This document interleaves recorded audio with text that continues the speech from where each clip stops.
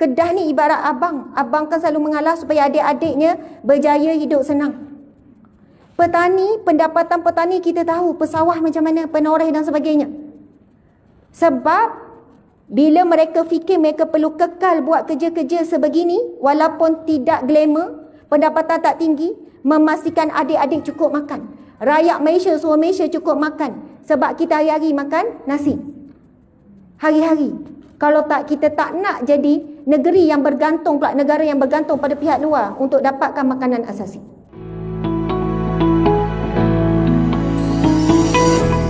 YB Kedah terkenal suka bersikal kan? Saya rasa macam kerap sangat tengok update YB Kedah ni, kejap main bersikal. Tak ada kerja ke, asyik main bersikal je.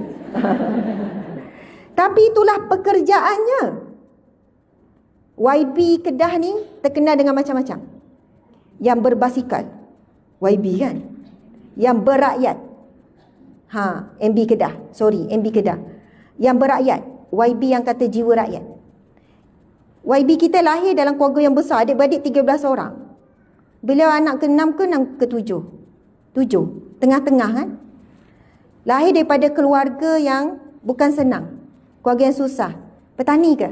Pesawah? Ya, betul. Penoreh getah.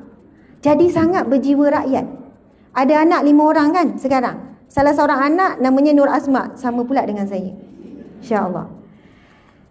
Saya bila nak datang ke Kedah kali ini, saya buat persiapan lain sikit buat kajian pada orang Kedah. Kenapa orang Kedah ni hebat? Kekuatannya dia banyak berkorban.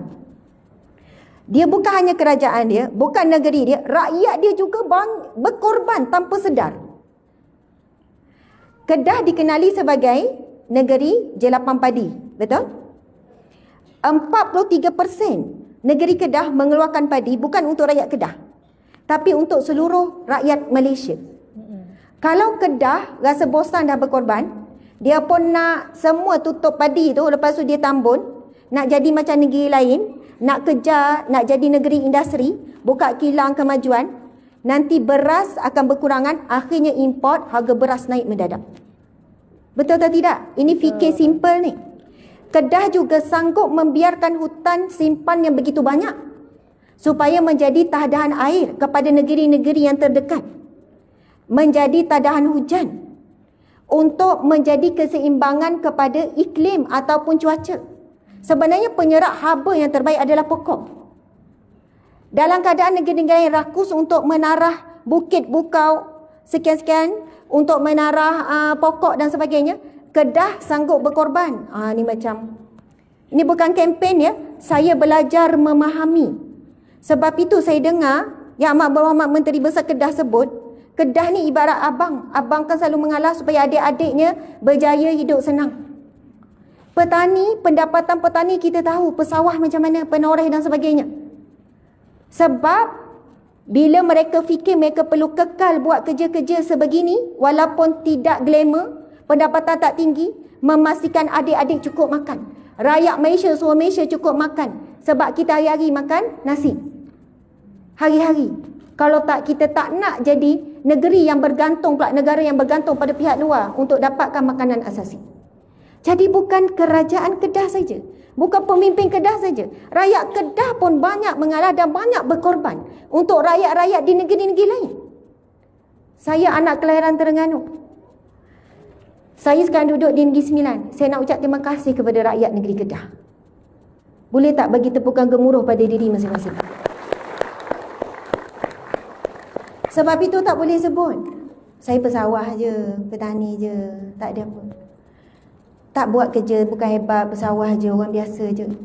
Ya Allah, rupanya pengorbanan yang tidak dipandang inilah yang memberikan kesan yang begitu besar kestabilan ekonomi negara Malaysia. Bernas dan sebagainya. Allahu Akbar. Teruskan rakyat Kedah. Sebab walaupun mungkin keuntungan tak besar di dunia, tapi Allah pandang. Allah pandang usaha ini mengekalkan Kedah sebagai negeri pertanian. Saya turun tadi airport Kedah kan, airport All-Star kan. Memang terus nampak seluas mata memandang adalah sawah padi. Dan pemandangan ini kita tak boleh lihat di negeri lain.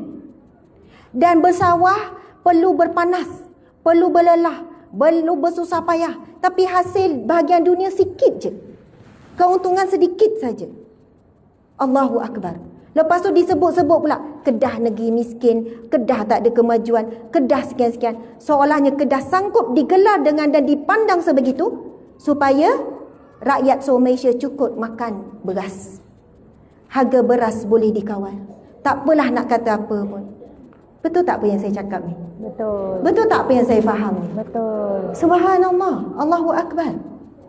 Jadi kalau rakyat negeri Kedah tak faham pengorbanan yang sedang dilakukan oleh pihak atas, bukan tak boleh nak ubah jadi negeri industri, nak kejar kemajuan, nak itu, nak bina bangunan-bangunan mencakar, tapi nak kekalkan biar negeri ini menjadi negeri tadahan air hujan, tadahan padi, negeri yang memberikan kemakmuran, menghidupkan muka bumi yang Allah dah beri kelebihan kepada Kedah. Muka buminya adalah mendatar. Rakyat ni Kedah ada 2 juta lebih. Rakyat Malaysia lebih kurang 37 juta. Bayangkan dengan kudrat rakyat negeri Kedah 2 juta lebih ini, nak bekalkan pastikan beras di negara Malaysia ini cukup. Peranan kalian sangat besar. Sebab tu saya tengok di hadapan saya ni, ramai di kalangan petani. Ramai di kalangan suami dia yang mengusahakan sawah. Dan ujian cabarannya apa? Hidup sederhana, cukup makan je ustazah. Bila nak hantar anak sekolah, guna je baju sedia ada apa semua.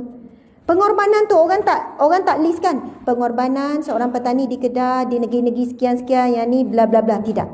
Tapi Allah ya Hasib yang maha menghitung. Allah ya Basir yang maha melihat. Allah ya Syahid yang maha menyaksikan. Allah ya Alim yang maha mengetahui. Allah hitung semua tu. Kita akan terkejut di akhirat kelak, di mahsyar kelak.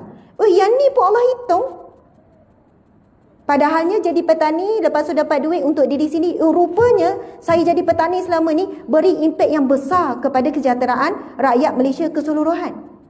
Bahkan ada banyak yang tersirat yang kita tidak tahu. Tapi Allah akan buka pengorbanan yang kita buat nampak kecil, rupanya besar pada pandangan Allah. Allahu Akbar.